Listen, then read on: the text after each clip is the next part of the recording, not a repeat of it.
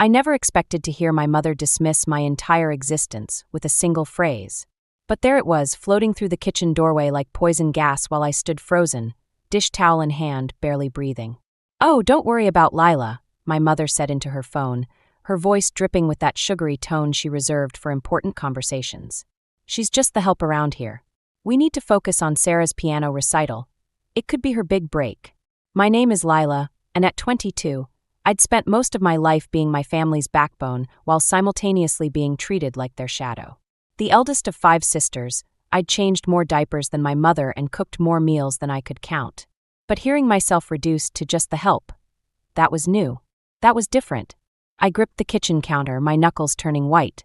Through the doorway, I could see my mother pacing in her designer heels, gesturing animatedly as she discussed my 10-year-old sister's upcoming performance. Sarah, the golden child, the one who got private lessons while I worked part-time jobs to help pay our bills. "The dress alone is costing a fortune," Mother continued. "But Frank says it's worth every penny. You should see how she lights up on stage, Caroline.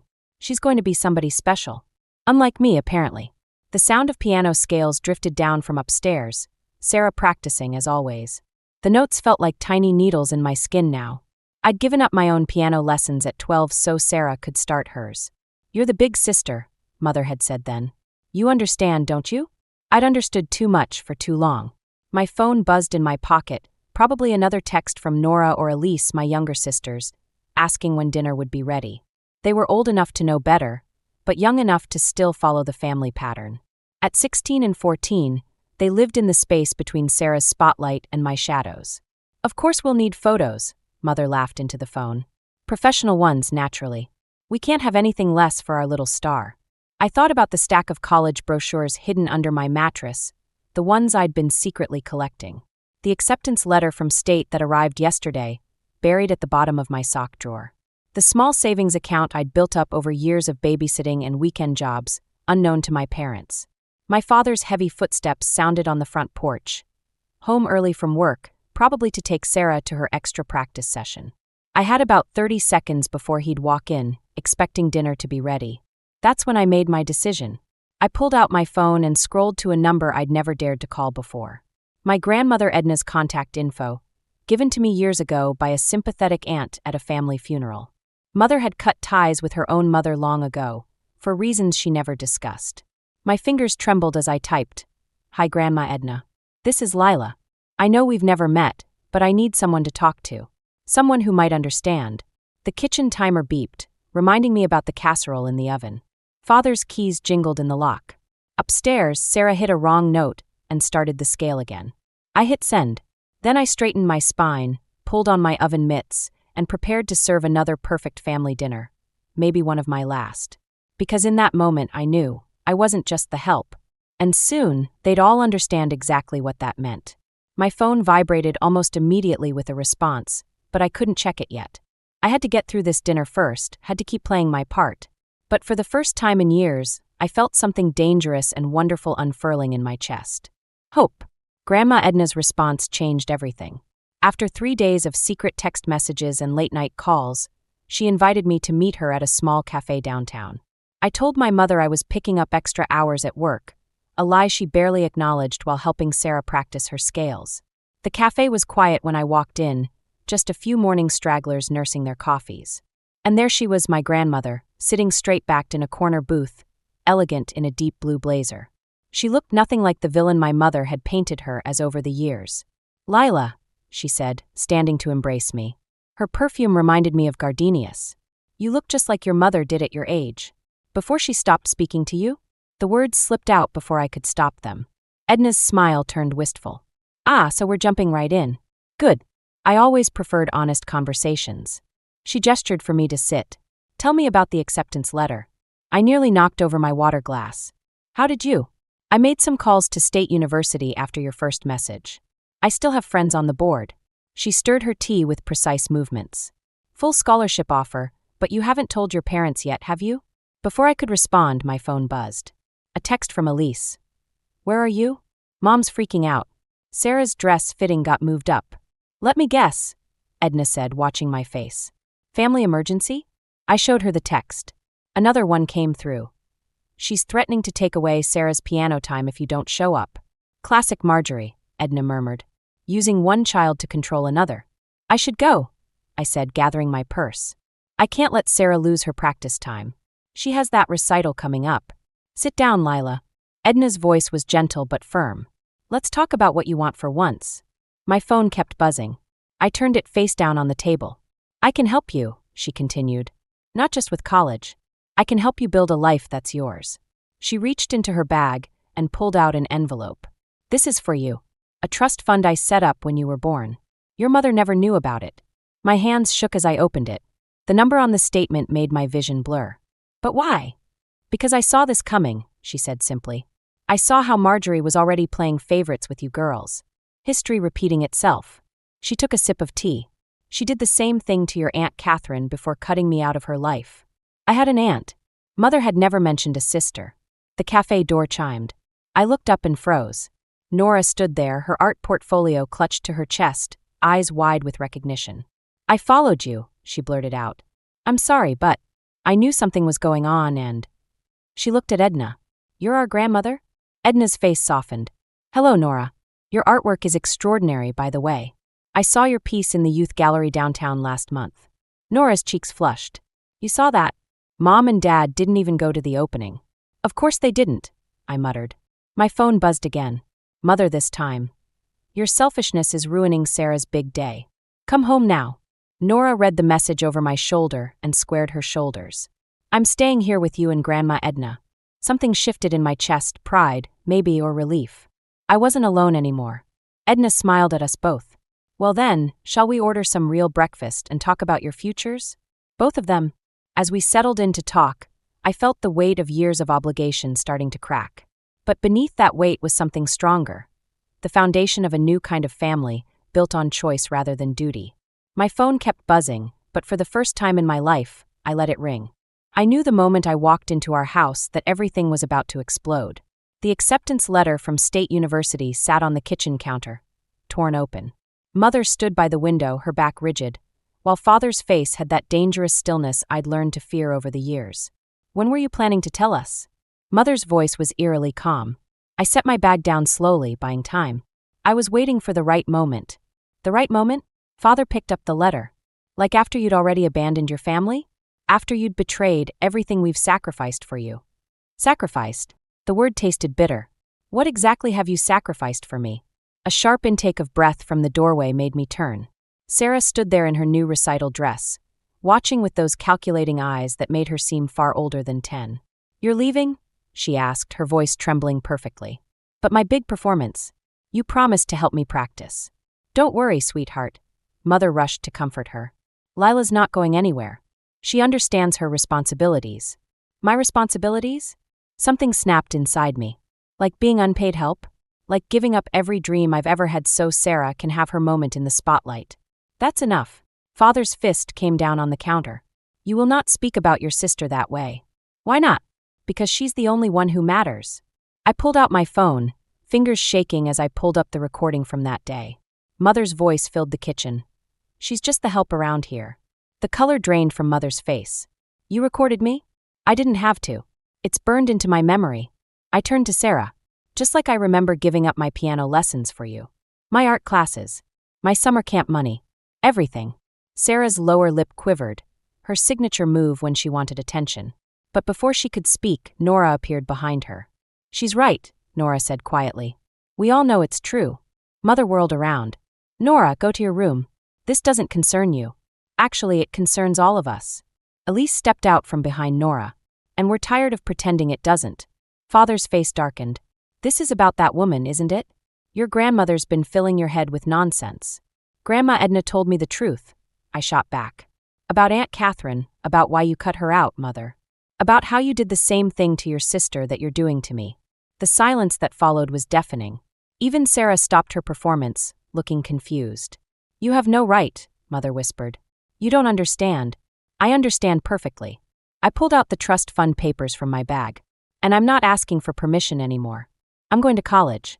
I'm building my own life. If you walk out that door, Father's voice was low, dangerous. Don't expect to come back.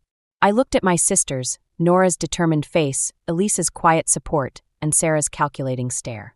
I'm not abandoning them, I said. Unlike you, I know what family really means. You ungrateful. Mother started, but I cut her off. I'm grateful, actually.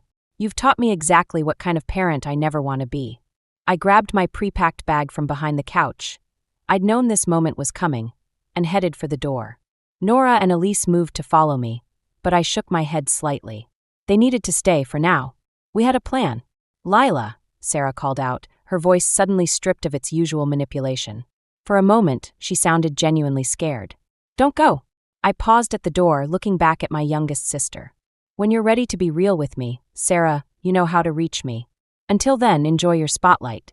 The door closed behind me with a quiet click, but it might as well have been a thunderclap.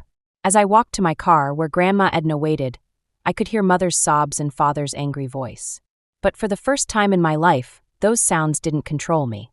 I was finally writing my own story. College should have felt like freedom. Instead, my dorm room walls seemed to close in a little more each day.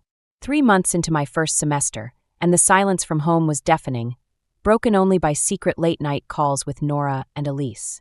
They've hired a new housekeeper, Nora whispered during one such call. Mother keeps introducing her as part of the family. You should see the way she looks at your old photos when she says it. I pressed my forehead against the cool window glass, watching students cross the quad below. And Sarah, still playing the perfect daughter.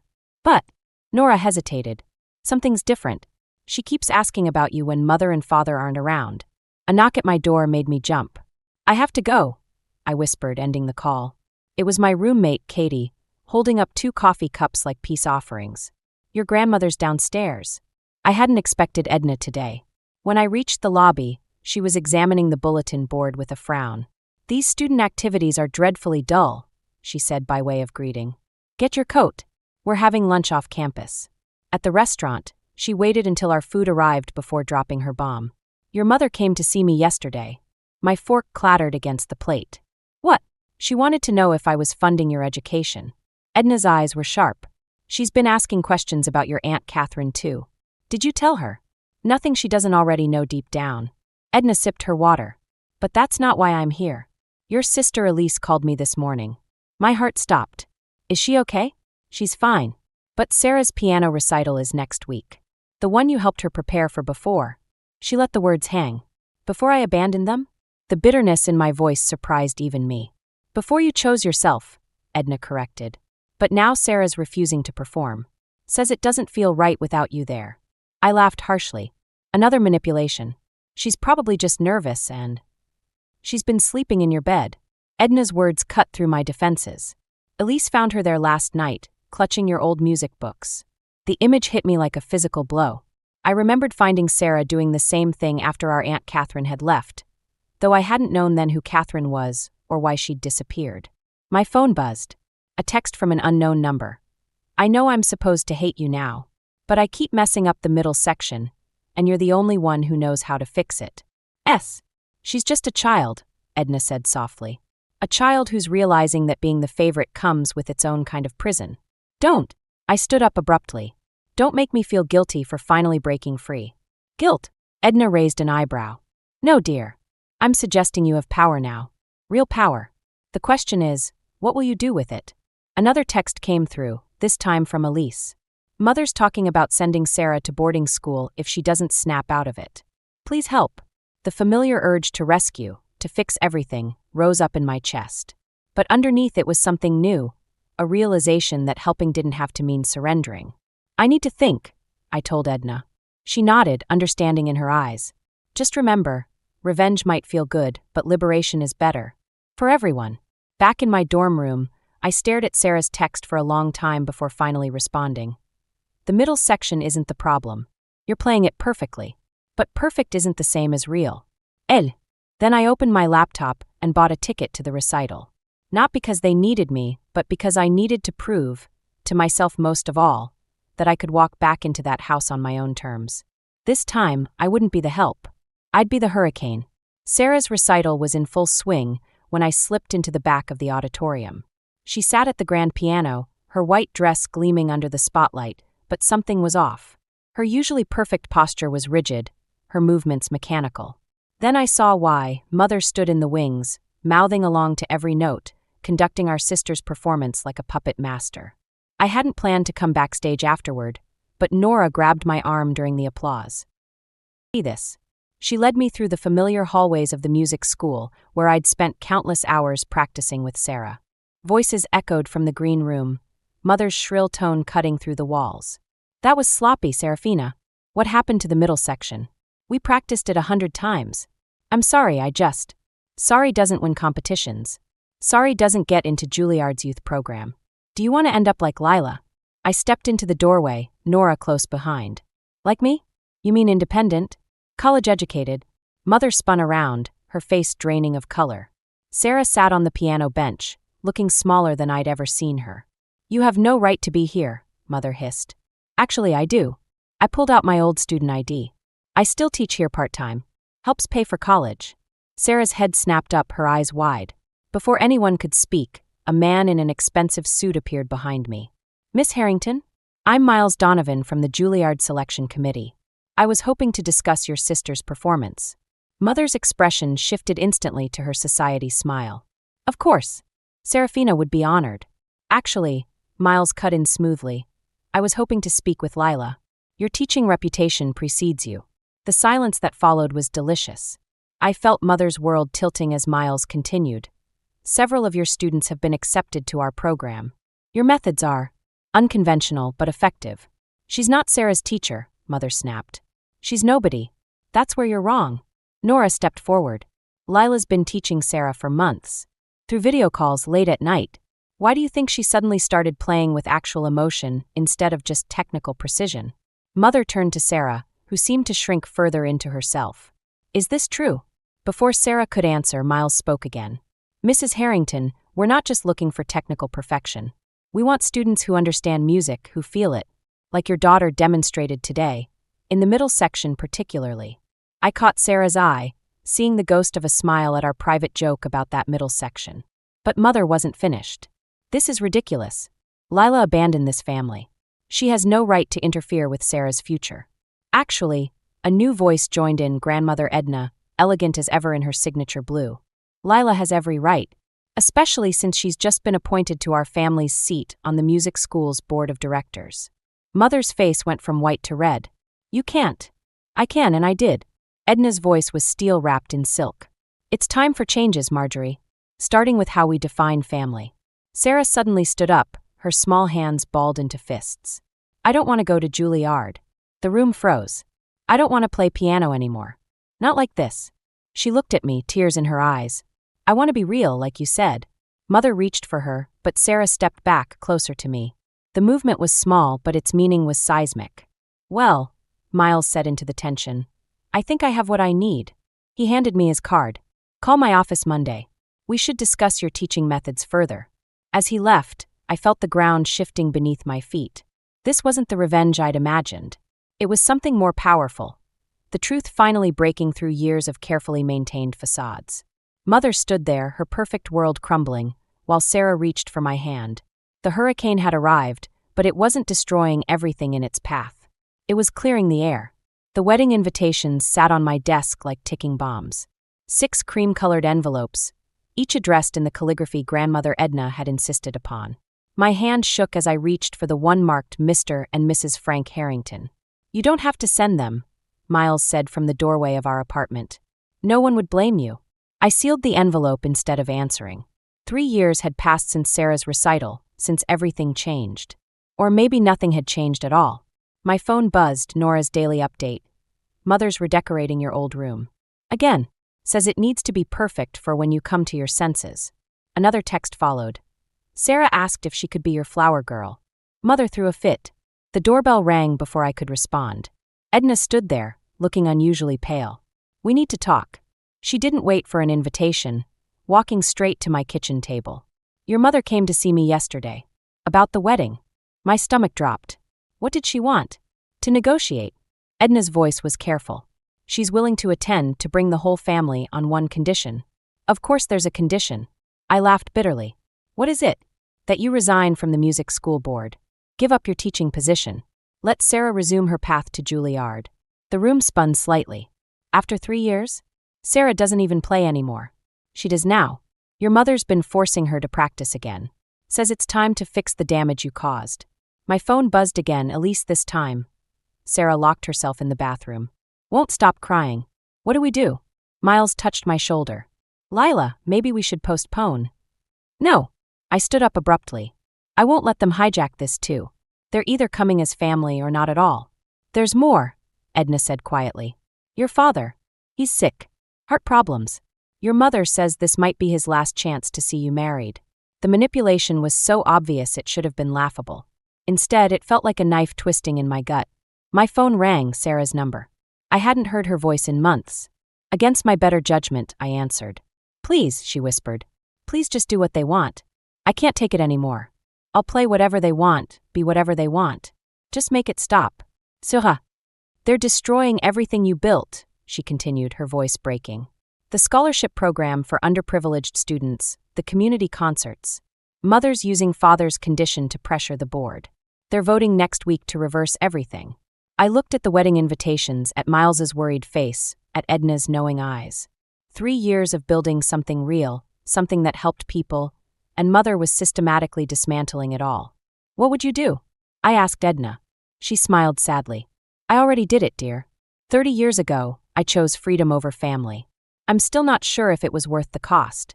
My phone buzzed again, a photo from Nora. Sarah at the piano, her face blank, Mother standing over her with that familiar, controlling smile. Behind them, barely visible, was Father in his armchair, looking thinner than I remembered. The invitations go out tomorrow, I said finally. As planned. And the board position? Edna asked. I reached for my laptop, pulled up my resignation letter. The one I'd drafted weeks ago, sensing this moment would come. One click, and I could end this by peace for my sisters, maybe even reconciliation with my parents. Instead, I closed the laptop. Tell Mother she can come to the wedding or not. Her choice. But I'm done letting her choices control my life. As Edna left, another text came through from Sarah. I hate you for leaving me here. And I hate myself for wishing I was brave enough to do the same. I stared at the message until the screen went dark, reflecting my face. And behind it, the empty chairs where family should have been. The call came during my morning class. Grandmother Edna, gone in her sleep. Peaceful, they said, as if that made it better. As if anything could make it better. I wasn't prepared for what waited at the lawyer's office. My entire family, arranged like players on a chess board. Mother and Father by the window, Nora and Elise huddled together on a leather couch, and Sarah perched on the edge of a chair, watching me with those calculating eyes. Now that we're all here, the lawyer began, but Mother cut him off. Is this really necessary? Surely any arrangements can be handled by immediate family. I am immediate family, I said quietly. More immediate than you've been for years. The lawyer cleared his throat. Mrs. Harrington, your mother was very specific about this meeting. Everyone must be present for the reading. He pulled out a thick envelope. The bulk of the estate goes to Lila. The room temperature dropped 10 degrees, including control of the family's educational trust and music school board positions. He paused. With one condition. Of course there was a condition. There was always a condition. The inheritance is contingent upon Lila establishing a new scholarship program. For siblings separated by family estrangement. Mother's laugh was brittle. How appropriate. There's more, the lawyer continued. A separate trust for Nora and Elise's education. And a letter for Sarah. Sarah's head snapped up. For me. He handed her an envelope. Her hands shook as she opened it. This is impossible. Mother stood up. Edna had no right. She had every right. Father's voice was unexpectedly quiet. Just like Catherine did. The name hung in the air like smoke. Don't, Mother warned. Your sister made her choice, Father continued. Just like Lila did.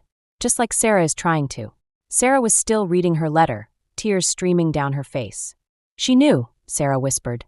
Grandma Edna knew everything. About the panic attacks before recitals. About practicing until my fingers bled because it was never good enough. About wishing I could disappear like Lila did. Serafina, that's enough, Mother started. No, it's not. Sarah stood up, letter clutched to her chest. She left me money too. But not for Juilliard. For therapy. The silence that followed was deafening. This ends now, I said, standing to face Mother. The manipulation, the control, the turning us against each other. It ends today. You have no right. I have every right. And now I have the power to back it up. I turned to my sisters. Nora, Elise, you're coming to live with me and Miles. We've already arranged transfers to schools near us. Mother went pale. You can't. Actually, she can, the lawyer interjected. The educational trust gives her full guardianship rights. And Sarah, Mother's voice was dangerous now. I looked at my youngest sister, really looked at her. Behind the perfect posture and practiced smile, I saw what Edna must have seen, a scared child desperate to break free. That's her choice, I said softly. For once in her life, let it be her choice. Sarah stood up slowly, her letter still clutched tight. She took one step toward Mother, then another toward me. Then she stopped exactly between us. I choose me, she whispered. I choose to get help, to figure out who I am without the piano, without the pressure. She looked at Mother. Without you telling me who I have to be. Mother grabbed her purse, heading for the door. You'll regret this. All of you. No, Father said, still in that quiet voice. They won't. He stood up, straightened his jacket, and did something I'd never seen before. He walked away from Mother toward us. The lawyer smiled slightly. Shall we discuss the details of that scholarship program, Miss Harrington? I sat down, my sisters and father arranging themselves around me like a shield wall. Yes, I said, watching Mother's retreating back. Let's build something new. 1 year later, I stood in Grandmother Edna's garden, watching Sarah deadhead roses with careful precision. Her therapist had suggested gardening as an outlet, something to create that didn't require perfection. The irony wasn't lost on me. Do you ever miss it? I asked. The piano? She considered the question, pruning shears pausing mid-snip. Sometimes. But I miss the music, not the pressure. She looked up at me. I started writing songs instead. On guitar. Is that okay? You don't need my permission, Sarah. I know. But I want your opinion. Sister to sister, not teacher to student. Inside the house, I could hear Nora and Elise arguing over college applications. Father's voice drifted out, mediating their debate with the patience he'd finally found after leaving Mother. She'd moved to Boston last month, chasing some dream of starting over. None of us had heard from her since. Miles appeared on the porch, carrying a stack of manila envelopes. First batch of scholarship applications just came in. The Catherine Edna Harrington Scholarship for Family Reconciliation. Grandmother's last gift, turning our pain into purpose. Already we'd helped 3 sets of siblings reunite, rebuild, redefine what family meant. Can I help review them? Sarah asked, setting down her shears. I think I might understand what they're going through. I studied my youngest sister. No longer the perfect porcelain doll Mother had crafted, but something far more valuable. A real person with scars and strength all her own. Actually, I said, I was hoping you'd join the selection committee permanently. You and Nora both. Her eyes widened. Really? Really? And Elise can take over the summer music program once she finishes high school. If she wants. What about you? Sarah asked quietly. I'm stepping back a bit. Miles and I are thinking about starting a family of our own. The words hung in the air between us, heavy with possibility and fear. Would I become like Mother? Would history repeat itself? Sarah must have read my thoughts. You're not her, she said firmly. You never were. Inside, Nora had started playing something on the old upright piano we'd rescued from storage. Not classical, but something original, wild and free and imperfect. Elise's voice joined in, followed by Father's surprised laugh. I found Mother's diary, Sarah said suddenly. From when she was my age. She wanted to be a singer, did you know that? But her parents said no. Said it wasn't proper for a Harrington. I hadn't known that. It explained so much, yet changed nothing. She sent me a text last week, Sarah continued. Asked if I'd come visit her in Boston. Just me. My hands clenched involuntarily. What did you say? I told her I'd think about it. But only if you came with me. She met my eyes. We either heal together or not at all. Miles stepped off the porch, applications tucked under his arm. First committee meeting starts in 10 minutes. You two ready? I looked at my sister, really looked at her. At the dirt under her fingernails, the sun on her face, the quiet confidence that had replaced her desperate need to please. Then at the house behind us, filled with the messy, beautiful sound of family being redefined. Almost, I said. Sarah, help me with one last rose bush. Grandma Edna always said gardens need both roots and new growth to thrive. She picked up her shears, a small smile playing at her lips. Like families. Like families. Together, we turned back to the garden, cutting away dead wood to make room for fresh blooms. Behind us, Nora's music drifted through the open windows, carrying the sound of possibility on the summer breeze. Not an ending, exactly. More like a new beginning, rooted in truth instead of pretense. In love instead of obligation. In the kind of strength that comes from being broken and rebuilding together. Just the way Grandma Edna would have wanted it. Edna would have wanted it. Edna would have wanted it. Edna would have wanted it.